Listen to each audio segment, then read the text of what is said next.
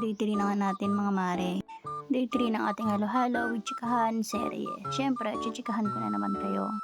Bale, ito na yung ating kumare, parating na. Daladala ang kanyang special Shanghai. Sobrang sarap nga naman yan, ay ako talaga unang-unang nagbebueno mano dyan. Oo, nakakarami talaga ako sa paninda namin.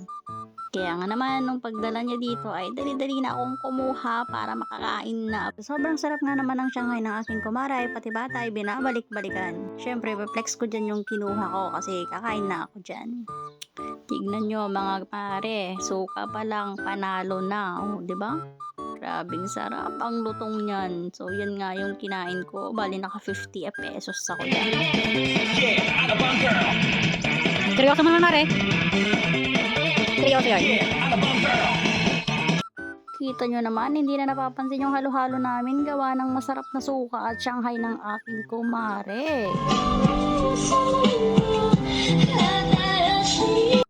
At dahil nga inaantok ako ay naisipan ko na lang gumawa ng bulaklak dahil nga nung last time nagpahula ako kung anong kulay ang ating nagawang bulaklak ay may nanalong 3 kaya eto gagawa ko para ma-deliver na natin. Bale ito nga pala yung pinahula ko. First 3 na makakuhula ay bibigyan ko na ang bulaklak. At eto na yung mga winner natin mga mare. Kaya naman, habang nagtitinda ako ng halo-halo, ay ginagawa ko na para ma-deliver na natin. Bale, isang winner natin ay sinabi niya na sa birthday na lang daw niya i-receive para meron siyang flowers sa birthday niya.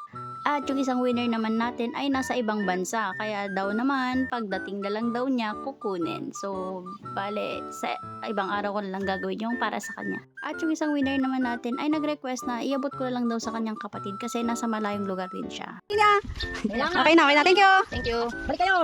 Ay na, pinuhard mo. Wala, ang galing ay. Isang puso ay. Brian. Bakit parang titi yung kay Brian? Ano? Sino parang titi oh? Pero may tito dito.